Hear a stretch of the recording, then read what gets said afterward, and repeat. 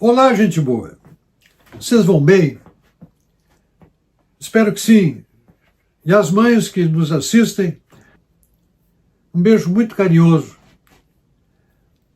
A vocês, mães, as avós, todo o meu carinho. Eu vou falar sobre o Papa. Nós temos um novo Papa e é importante que procuremos conhecê-lo. Pelo menos eu penso assim. E, de momento, não tenho muito para falar porque eu nunca tinha ouvido falar dele. Então, a informação que tenho, a informação que li, e a credibilidade que posso dar àquilo que li, não me seduz. Então, prefiro esperar para ver. Mas já sei alguma coisa. E o que sei, e tenho como consistente, são duas opções, duas escolhas que ele fez. Quando a gente escolhe alguma coisa, a gente escolhe porque quer, escolhe porque gosta. Então há duas escolhas que ele fez que eu acho que são reveladoras. Então eu quero falar mais explicitamente sobre elas, não sem antes dizer e lembrar que a Igreja não é um partido político, embora haja partidos políticos que se comportam como igrejinhas. A Igreja tem verdades, tem princípios, tem valores.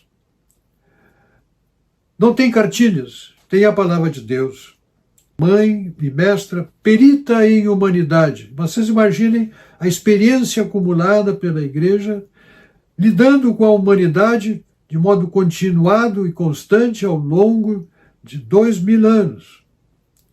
Isso transforma a Igreja naquilo que eu chamo de um baú de preciosidades. E nesse baú de preciosidades sempre tem aqueles que vão lá, furungam, e meio a tanta riqueza sai um parafuso enferrujado, uma coisinha qualquer, diz, olha aqui o que eu achei, os catadores de lixo. Estamos cercados deles. O país está cheio, o mundo está cheio de gente que faz isso. Não pode ver uma coisa boa, pura, honesta, preciosa, que não põe defeito. Mas quais são as escolhas que o Papa fez?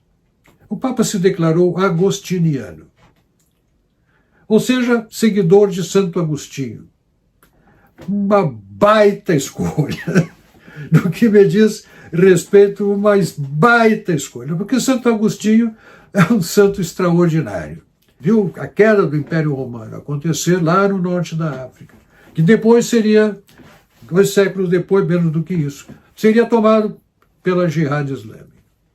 E ele ali manteve a fé, no meio da guerra, no meio da derrocada do Império Romano. E esse Santo Agostinho, mestre, doutor da Igreja, a Igreja tem 62, 63 doutores, 36 doutores, desculpe. Ou seja, que correspondem à elite do pensamento cristão ao longo do século. Santo Agostinho é um deles. E ele era um homem que escreveu muito sobre a fé e a razão. Essa questão que ainda hoje agita. Leiam Santo Agostinho para vocês resolverem essa encrenca. Ele falou sobre a importância e a necessidade de que tenhamos fé, que a fé alarga, a fé não oculta nada, não encobre nada, a fé alarga o horizonte de compreensão e de entendimento. Com a fé nós vemos além do fim da existência. Ou seja, o infinito se descortina diante de nós através da fé. E ao mesmo tempo a razão faz com que nós trabalhemos essa realidade, tornando-a mais explícita e aprendamos os meios pelos quais nós vamos andar neste caminho. E a aplicação da inteligência sobre essa realidade ampliada, a existência humana ampliada pela fé. Então ele é um homem racional, é um homem de fé e é um homem racional. Racional. É bom isso. É bom que uma pessoa que pense, que não haja de impulso, que não seja uma pessoa pouco responsável nas suas reações imediatas, né? Ele, ao dizer-se agostiniano, ele está dizendo isso. Quem assume a função de sumo pontífice, é o construtor de pontes.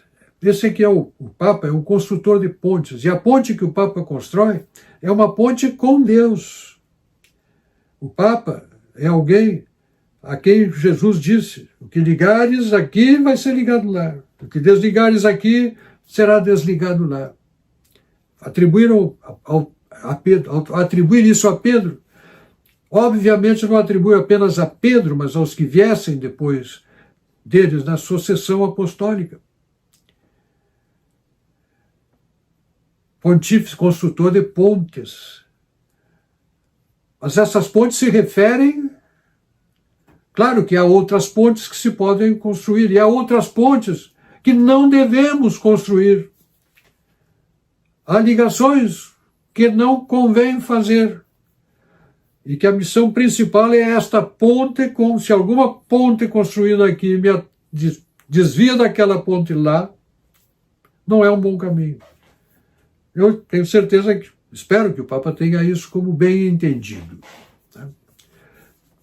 Que às vezes essas pontes são construídas lado errado.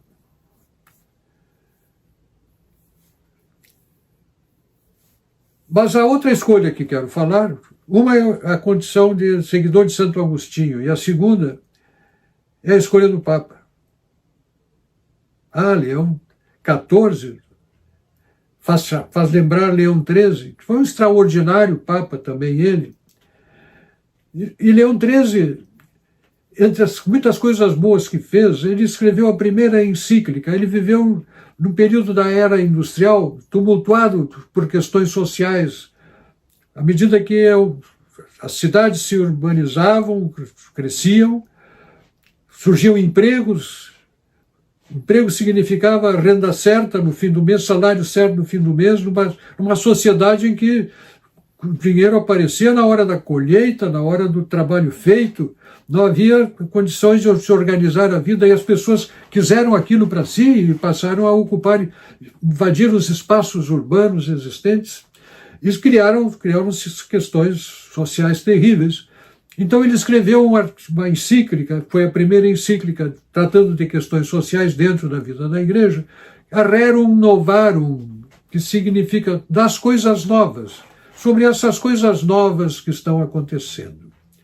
E dessa encíclica revela, além de um conhecimento extraordinário sobre a sociedade humana, ele se revelou um profeta notável. Há um momento desta encíclica em que ele se refere ao comunismo. E aí ele diz, vejam bem, 25 anos antes da Revolução Comunista. Capítulo 7 da Rerum Novarum, item 7, ele diz: o comunismo, princípio de empobrecimento.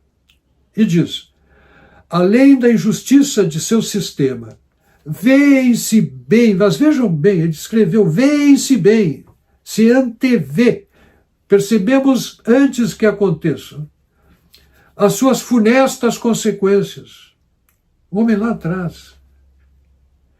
1891 ele escreveu isso. É a Revolução 1917.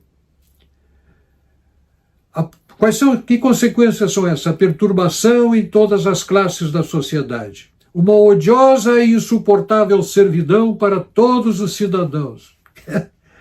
Porta aberta a todas as invejas, a todos os descontentamentos, a todas as discórdias, o talento e a habilidade privada dos seus estímulos, e como consequência necessária, as riquezas estancadas na sua fonte. Enfim, em lugar dessa igualdade tão sonhada, a igualdade na nudez, na indigência e na miséria. Isso é que é ser sábio, gente. Isso é falar sobre a influência do Espírito Santo. Então, quando eu soube que o Papa se chamaria Leão XIV, eu me lembrei de Leão XIII, eu me lembrei desse texto, me lembrei da Rerum Novarum, me lembrei desse texto da Rerum Novarum, e fiquei muito feliz com a escolha. Se eu fosse um dia ser papa, se eu pudesse um dia ser papa, eu seria Leão.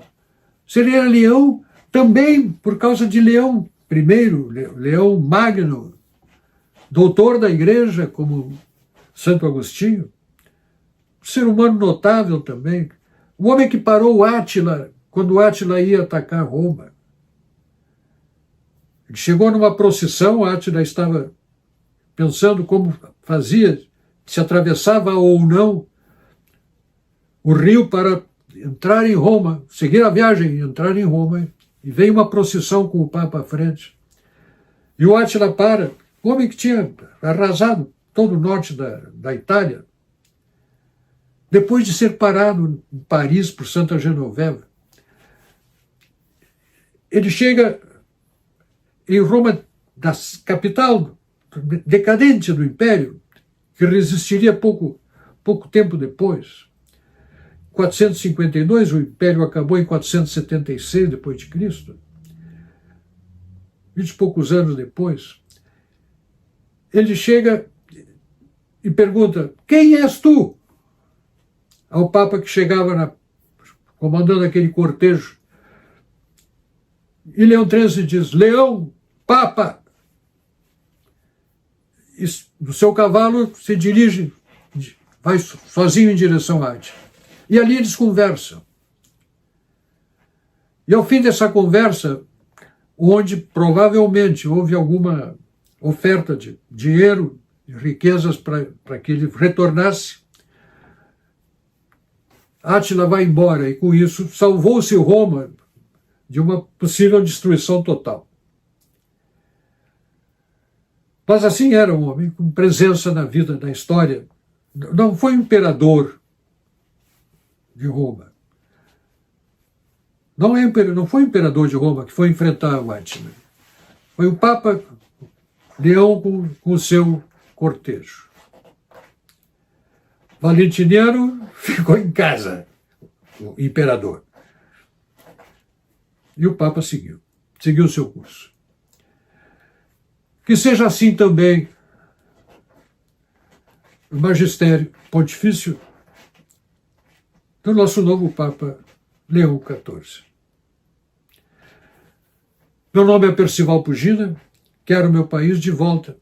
Não solto a ponta da corda e peço a Deus que abençoe a nação brasileira e a livre de todo o mal. Amém.